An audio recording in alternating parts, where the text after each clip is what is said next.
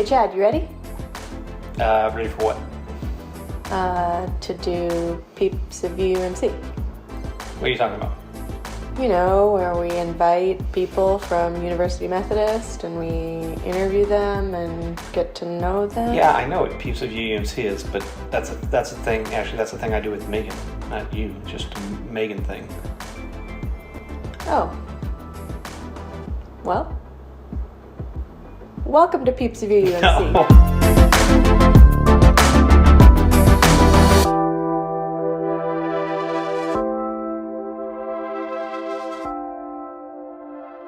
Hey Chad, Hey, Megan. are you ready for a new episode of Peeps of UUMC? I am. I had a question for you. Okay, I'm ready. We just bought Heim tickets. They're coming in May. we did. And I just saw Licorice Pizza. Yes, you did. Elena Heim. Yes. And Esty Heim and Danielle Heim are in it too. Yes. And so it made me. Who do you think is the coolest Heim sister? I mean, I couldn't choose a I mean, star they're in all the sky. like, They're all cool. They're all very cool. They're all But very if you had to pick, like what? Because I have a very I mean, you have to tell me then. Danielle is by far the Okay, coolest. but why is she the best? She's got the vibe, the leather jacket, and then Esty I think is the funniest. Mm-hmm. And Danielle is they're all cool. Yeah. She's kind of got like a I don't know what the vibe is. Do you think anybody, including our moms, are going to know what we're talking about right now? No, but you know what I'm hoping? Tell me. I'm hoping they're going to go listen to some Heim. Okay. And then maybe Danielle's going to call me. Oh, Like, hey, okay. I appreciate the free publicity. Of course. None of the Heim sisters are as cool As you? as our guest today. Our guest, you're right, I forgot. Our You guest like is that the segue? coolest. It You was like a good that one. segue? It was a good one. I'm impressed. Our guest today actually is he emailed me. I'd never met him. He emailed me and got me involved in the church. How long ago was this? I don't know. I have to ask him when he's okay. here. Okay. Which is now. Yeah. Chris Ulack. Yay, Hey. Chris Ulack! When was that for the refugee thing? I raised my eyebrows when you said that because I don't even remember. Oh wow! You were so immemorable. I made Yes, I quite. just don't remember the email. I didn't know I that made was your quite the story of getting into the church. Yeah. So what happened exactly? Tell me what happened. You emailed me and said, "Hey, we're doing this resettlement thing. John said you might be interested. Are you interested?" And I was like, Who's John? Who are you? Why are you asking me? I obviously went to the church with Ashley. Ashley was more involved than me. But I was like, I don't know who this human being is, and I'm kind of shy. I was like, no, I'm not interested in this. And Ashley was like, no, you should do it. So I did, and the rest is history. And I also had some dads over here one night, and you came over. Yeah, that was post. That was after post the A refugee. dad hang? Yeah, We had a dad hang in the backyard. Wow, That was super exciting. fun. Yeah. But that was, gosh, I don't remember what year that It had to was. have been- Time is 2017, time is meaningless 2018? for me now. It's 2016? pre-Trump. Oh, Yeah. okay. So it must have It was been 15 definitely maybe? pre-Trump. Okay. Yeah. So, go Chris. ahead. Get to the hard-hitting stuff. Yeah. Sorry. Chris, tell us a little bit about your background. You are from a great state that starts with a K, because all great states start with a K, right? Yeah, it's actually the best state. Oh, Starts with wow. K, yeah. Throw down so early. Wow. I'm Mean. from Kentucky. Yes. From Lexington, Kentucky. Mhm, mhm. And that's where I grew up and was there through high school. Yes. But and you are a yeah. fan of the basketball team there, too. Big fan, even to this day. It's borderline unhealthy obsession. Yeah, well, I already knew that. I That's true. read the blogs in the summertime. Wow. Every day. That's sad, Chris. It is That's sad. that's a deep devotion I know. to I a actually basketball team. regret already saying that. Yeah, it's. I guess deep devotion. That's a good way to put it. It's okay. I mean, Yeah. it's good to have passion about things. That's good. It's character building, Yeah. especially when they lose and you're sad about it. I don't know anything about that. And then you met your wife, which people may know. Yes, In Kentucky. the lovely Natasha. Natasha. Natasha Ulack. Met her. Yep. It was the summer before 7th grade. Wow. Summer before. Yeah, we met at Lindsay Littrell's school party. And yeah, Are you was still, like, there was are you like, still friends with Lindsay? no, I've lost touch with Lindsay, unfortunately, but I do want to I'm not on Facebook anymore or anything like that. So, but I want to contact her, connect with her, and ask her if her mom has any pictures from that party because one day I want to like. I don't know. Origin story. Yeah, I just want to make a slideshow or something. That's good. That's good. And how did you guys end up in Austin? I came here. I applied and was accepted to grad school at UT for the master's program in Middle Eastern Studies in 2005. Okay. And so we came here to Austin for that. And Natasha was pregnant when we got here with our first child. That's crazy. And what made you decide on Middle Eastern Studies? Yeah, I'm curious there. What drove you? Yeah. So I for my undergrad, I went to the University of Arizona. And my very last semester of my senior year at U of A, I studied abroad in Cairo. Okay. And it was totally random. I was originally going to study abroad in like Australia or something, and I remember I was in the study abroad office and I was going to meet with one of the people at U of A about studying abroad and like the whole deal, and I was waiting and they had this bookshelf and I just found this like pamphlet on the American University in Cairo. And it just occurred to me that I could do something totally different and go somewhere totally different that I'd never been and knew nothing about, and where the culture and language and everything was just completely different. And that immediately, I don't know, caught my attention and was something that I wanted to do. That's really cool. Life's so crazy that way. It's just like It is random, crazy. like I saw this thing and it like it changed the course. It totally did. Yeah. So Were growing up, was that like, you say, Cairo is completely unlike anything you'd ever like experienced? So it wasn't that you were like interested in Egypt or you were interested in any of that kind of stuff? other than the fact that I do remember really enjoying the like Middle East section of Epcot Center when I was a little kid. That was truly the only like. And what was it about it that was focal point interesting? I had. I don't know. There's something about like the architecture. Okay, that's and, cool. Yeah, and the food, and I don't know. There was something about it. What did your family say when you were like, I'm going to Cairo? They were excited about it. Yeah? Good. Yeah. So this was pre 9/11. Yeah. Yeah. This was before. All Yeah, I of guess that. that's a completely Yeah. different Yeah. one. It was actually, I was there from January to like June of 2001. Wow. Yeah, so it was How right crazy. before 9/11. It was That's it was amazing. crazy. Yeah. So I had traveled quite a bit like as a kid because my dad was a geography professor at the University of Kentucky, and so when I was 3 and 4, we lived in the Philippines for 2 years. I don't really remember that. But then when I was 12, my dad and I lived for 6 months in Fiji. Oh, cool. And I went to school in Fiji and, had a really cool experience there. So I think the idea of like going somewhere totally new and totally different seemed okay to me. Absolutely. Yeah. Appealing to me. That's really Yeah. cool. I love that. And so what was Cairo like for those 6 or 8 months, however long you were there?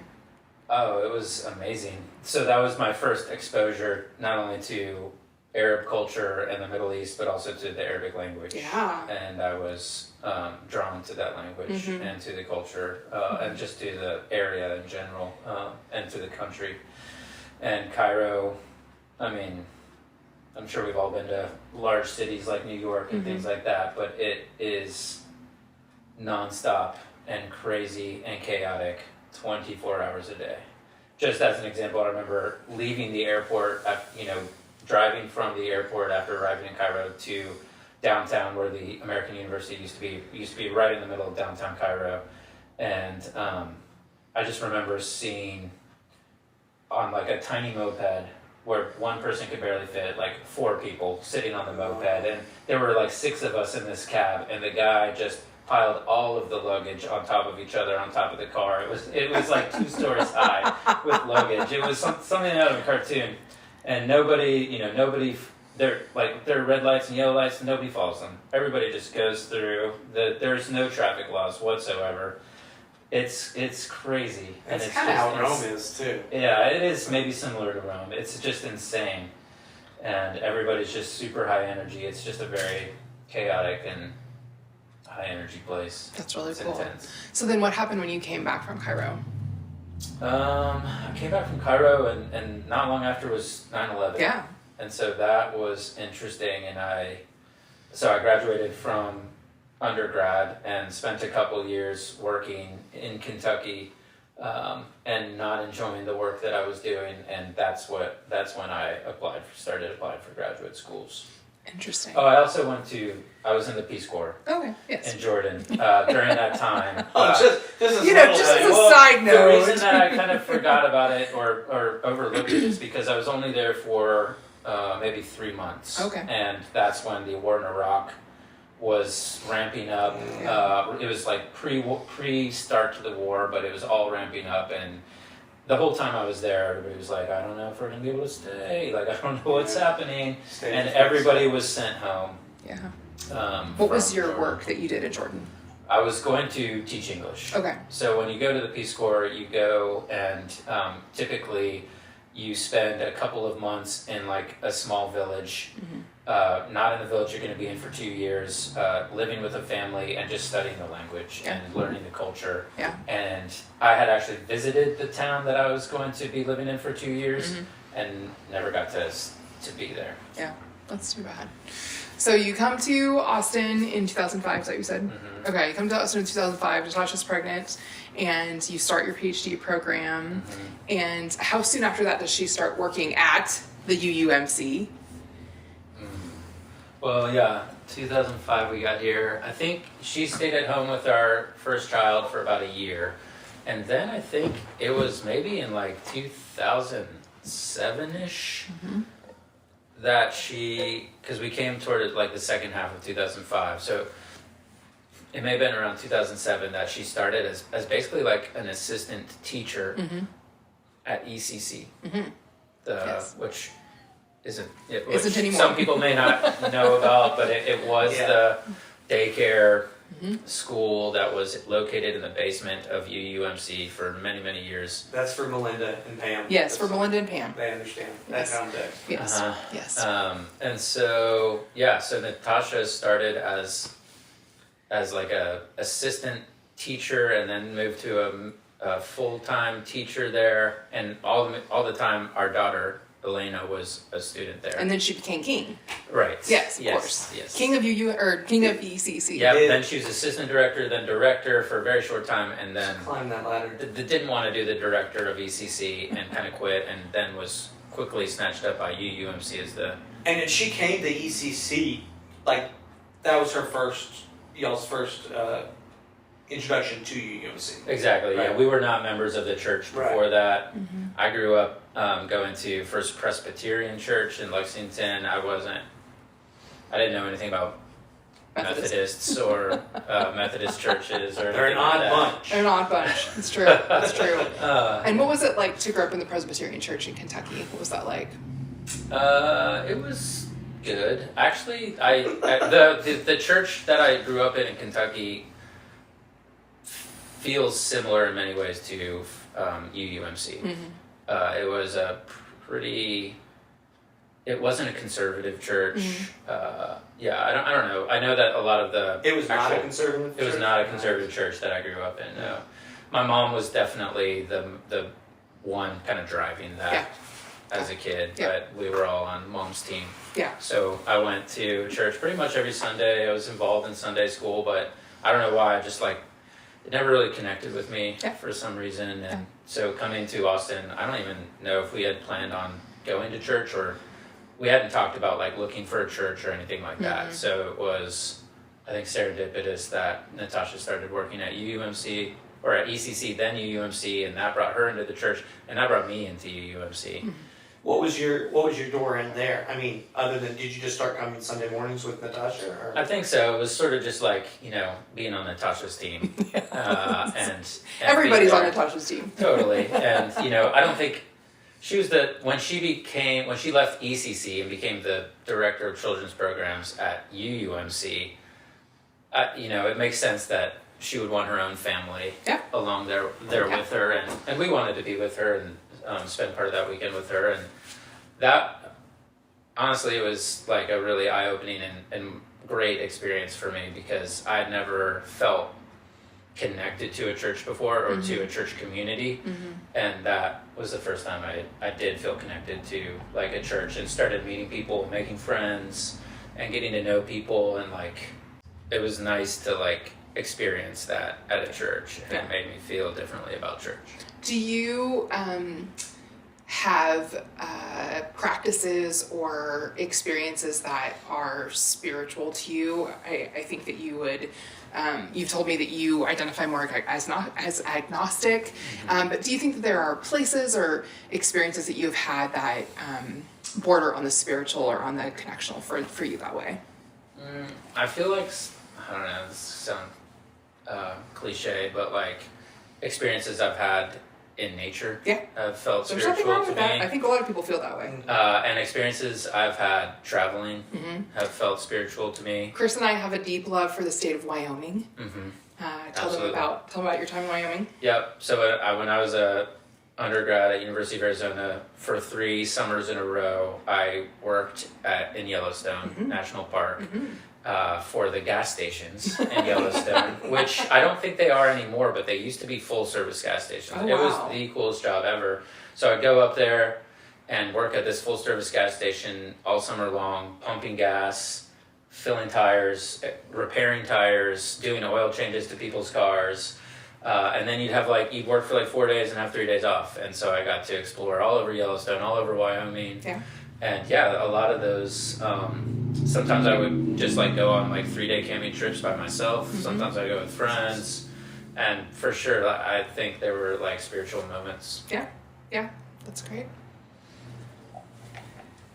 You're on a roll, Megan. Oh, okay. No, I had a question about, so you start coming to UMC, like, and by the time I had met you, you were basically running the place. Yeah. You were. It felt like you were involved. sense. You had your hand, like poetry night. You were involved in. You did Modern Family a little bit. You did. That took a while. I was not involved in anything at UMC for a long time. And actually during Sunday school, I used to like walk to Starbucks. I think a lot of people do that. I think it's okay.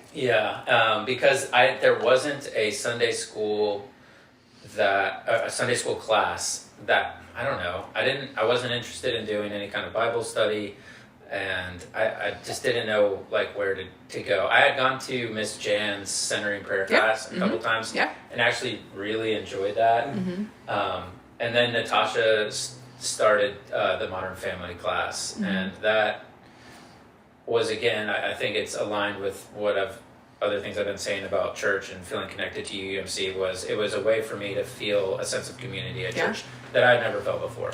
And that class to me there were times where we would talk about religious themes, and then there were times where it was, the class was full of basically just parents of young children, and we were all in the same boat, and so there were times where just felt like it was us, like just sitting around with a bunch of friends and getting to know people, and you get to know what they're doing and their lives and their struggles, and whether parenting struggles or just personal struggles or whatever. And it became a place where you really felt like safe to just open up and be vulnerable. And I don't know, I've just never been a part of a group like that. And it was cool. So all that to say, when I first came to UMC, I was not involved in anything. It was, I think over time, I got roped into stuff, but it was all good stuff. And Pastor John and I both shared sort of a love for poetry, and so he had thrown around that idea of like starting a poetry night, and so we started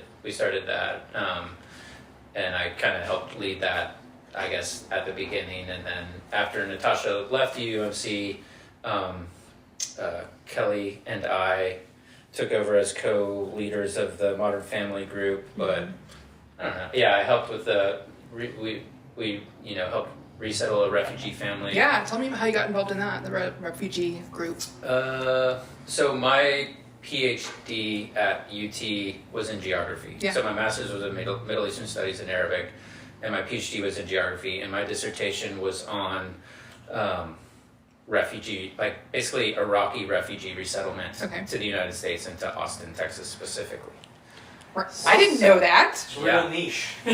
That's really all PhD dissertations are. I don't think you could go out there and find like someone writing a dissertation about something very general.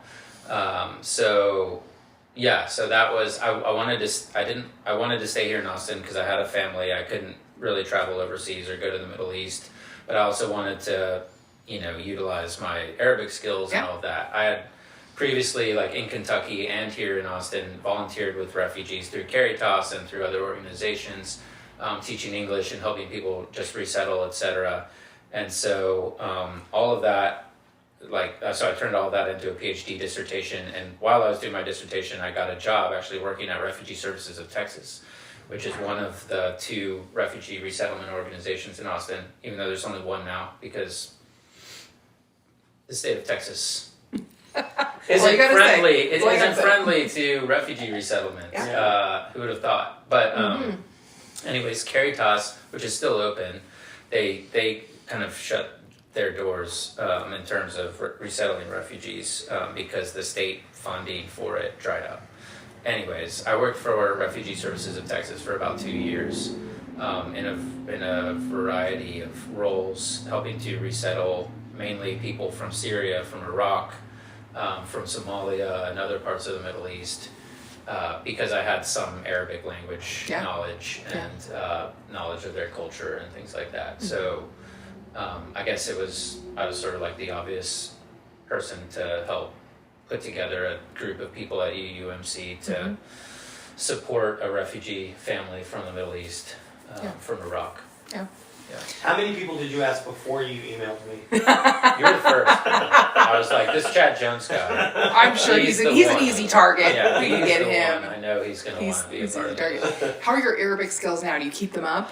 Nah, they're not great. Okay. I do. There are a couple of families that I am still in touch with. COVID has been rough for that.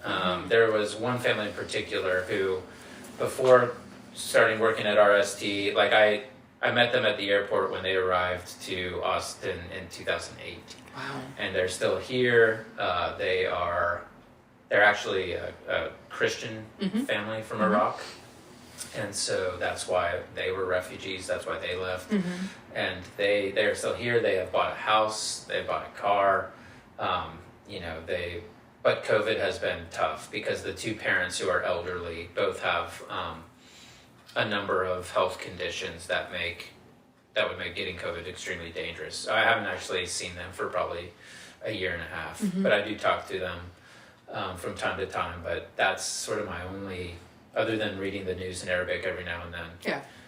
That's my only. I have several friends who speak a second language, and one of the things that several of them do to keep up their language is they watch soap operas in that language. Wow. And it is a very effective, because it's more normal conversation. So I just wondered if you were watching Arabic. I don't have any channels to watch Arabic soap operas. I think it's like a YouTube thing. Yeah, I imagine I could watch them. But anyway. Part of the problem is that there's so many different dialects. I'm in sure. Arabic I can't even imagine. That I guess I'd have to choose which dialect soap opera I wanted to watch. I mean, that feels like a difficult decision to make. Chad is just, his mind is blown. Yeah. He doesn't even know how you decide. It's real deep cuts. This is Arabic. very serious. I think it would probably be easiest to find Egyptian soap operas because Egypt is like, they're sort of like the cultural center of the Arab world and are known for all of their film and movies and all of that. So that would be easiest, but Iraqi dialect is the one I'm most interested in knowing. Interesting. Yeah. I have vapid questions. I'm glad it's time for vapid. I'm done with my deep, thoughtful, intellectual, encouraging, supportive, right nice things. What I'm watching. Yeah. Sadly, I'm not watching as much as I would like. So we just finished the Boba Fett. Oh yeah, series. We're all big Star Wars fans here. We're all, and that because it's easy because it's something we can all enjoy together. All 5 of us. Yeah. So Arlo loved it. Arlo loved it. Yeah, it was. Yeah, it was like. Did either of you watch the Boba Fett? I haven't watched it yet. I don't think either of you are huge Star Wars fans. I like it. I'm not a huge fan. I'll watch it eventually. If you're a huge Star Wars fan and kind of love the whole world of Star Wars, the Boba Fett show was like big time fan service. Yeah, they brought Luke Skywalker back. They brought all sorts of. I had a friend the other day. We were at Easy Tiger and. They were talking that their son is very much into Star Wars, but he goes to kindergarten, first grade. I don't know. I'm gonna get in trouble for that, but he goes to school and nobody else cares anything about Star Wars. And he like tries to tell his friends like, and then there's this. They should be friends. Arlo and he should be friends. Yeah, he's like, trying to tell them about these characters like Darth Vader and all this stuff. And their friends, one of their family's friends with this family, they watched Star Wars for the first time, New Hope, and calls and said, I just wanted you to know that when Darth Vader come on, her like their kid was trying to explain who Darth Vader was, and they called him like Black Granddad. He just remembered he was like Luke Skywalker's, so Yeah. I thought that was funny. That is funny. There's like a generational thing there. Like, Yeah. Yes. So, Yes. Yeah. So Boba Fett, but nothing. So Boba Fett, I've started watching the Beatles documentary, which I am really, really interested The in Peter watching. Jackson one. The Peter Jackson one, yeah. That's real good. Get Back? Is that what's it called? Yeah, I think so. So I'm real interested in that. Ron Howard did one, 8 days a week. I haven't seen that It's on Hulu, but that's really good too. Yeah. But, Just- yeah. Good. Well, that's more, but like this one is like just that album and rooftop concert, but the 8 days a week is more broad look. I'd like to watch them both. I'm a little, I only have so much time. Yeah. What? That Yeah. seems Very To important. silly. sit, I Very know. busy. Well, I maybe just don't spend a lot of the free time that I have watching TV. I spend it doing like equally unconstructive things, like Yeah. just listening to music or whatever. I was thinking the other day, Chris and I had a company, Hat Creek, a marketing company, and Chris was doing freelance work or right? Mm-hmm. And we took desk jobs about the same time. Mm-hmm. And for like the next 6 months, we almost exclusively spoke to each other in like business cliches. Yeah. Like, I'd call him and I'd be like, Chris, you want to grab lunch? And he'd be like, I don't know, let me check the calendar. Elbows deep Let me see here. if I can pencil something in. Pencil something. I got these quarterly spreadsheets. Yeah, It's terrible. I love talking that way. Chris, you're a big music fan. Tell us Yeah, what you're music listening is to good. lately that is really interesting or good for you. It's sort of like become an unhealthy obsession, almost like Kentucky basketball, but like 1950s and 60s jazz. I've done like a full-on deep dive. Yeah, and and especially on vinyl, like records. Oh, interesting. So it's been the musical deep dive, but also sort of like the collector's vinyl deep dive, Ooh, which is That's a whole other world. it's a whole nother world, and I've had to set some boundaries for that myself seems very serious. financially. I'm like, sure you of have. how much I can spend each month on. So what's a couple like faves, musician wise? I mean, it's probably all people that you've heard of, but I mean, anyone from Miles Davis to John Coltrane to Horace Silver to. Any Goodman? See on that? Is that pre? He's pre. He's Yeah, a little. like he's 40s? He's 40s? 30s, 40s, maybe early 50s. More like swing, big bandy. Big band, yeah. Whereas, I'm a little bit more into like the hard bop stage. Yeah. Okay. Yeah. But anyway, Dave Brubeck and all of those guys. Those are good ones. Mm-hmm. And you are a runner. I do like to run. You do like to run. Do you have any other hobbies that the UUMC peeps need to know about? Vinyl, running, Yeah.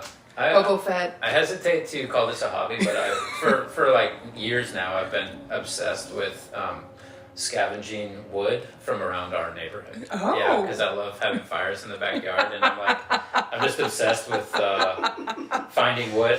People, I think, look at me weird because even earlier today, I was on a meeting, and it was a walking meeting, so I was just walking around the neighborhood, and I found this gigantic, like 30-foot long tree branch that had fallen in somebody's yard, and I'm just dragging it along, just dragging it down the street. I think this you on the phone, like looking out, being like, oh, what? Yeah. Oh, I wait for windstorms, and I mean, wait today's a for- windy day. Oh yeah, there's some great branches down the street Good that I'm scavenging gonna on get there. Yep. Yeah, at Christmas time, I wait for people to put their Christmas trees I out. bet on you the- There's do. nothing better than burning, like, Christmas. I love it. I do too.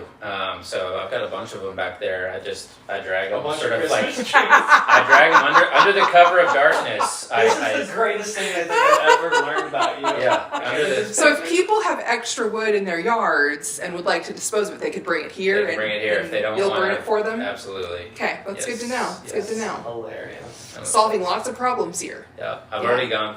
I've gone.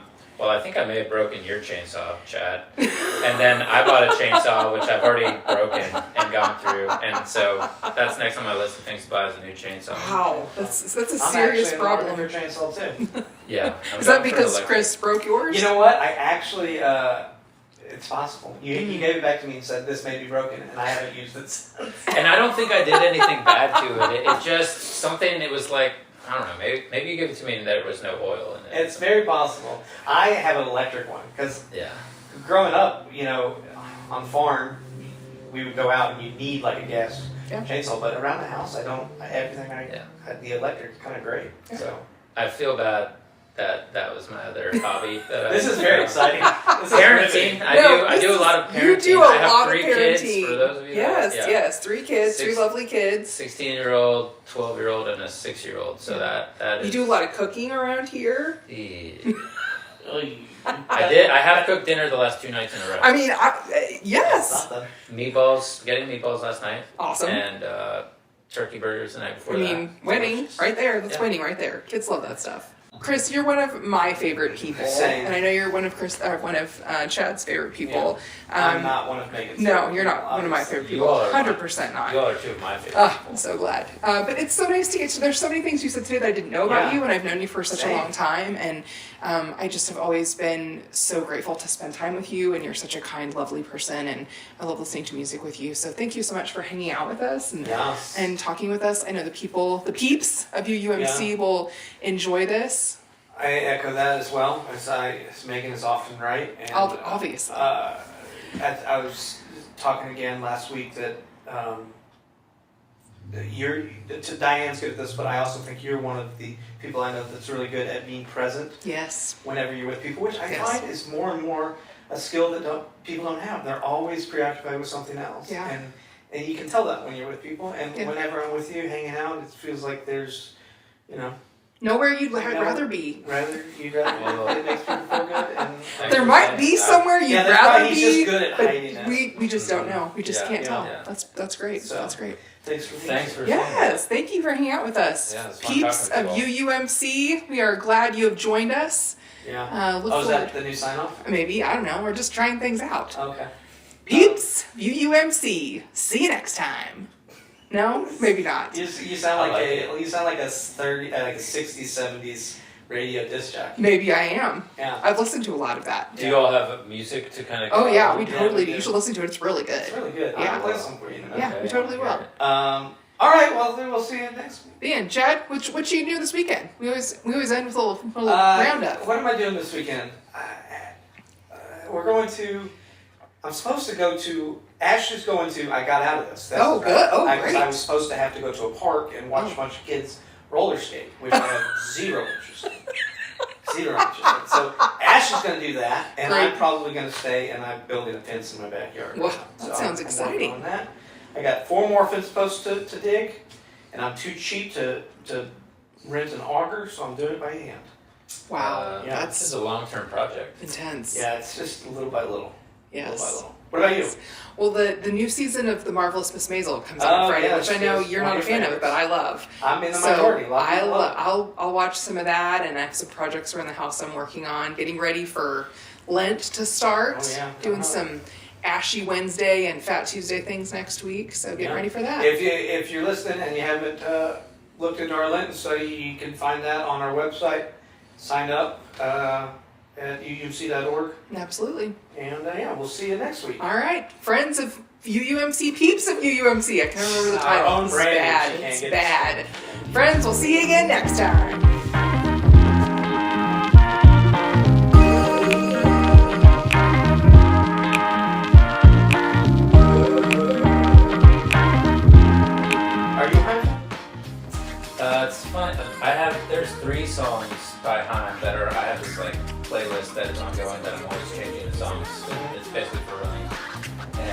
there are 3 hype songs on that playlist that have been on there for like a year and a half. They're I love good, them. high energy I songs. love them so much. Yeah.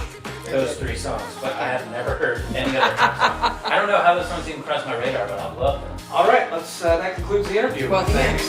we're done with Chris.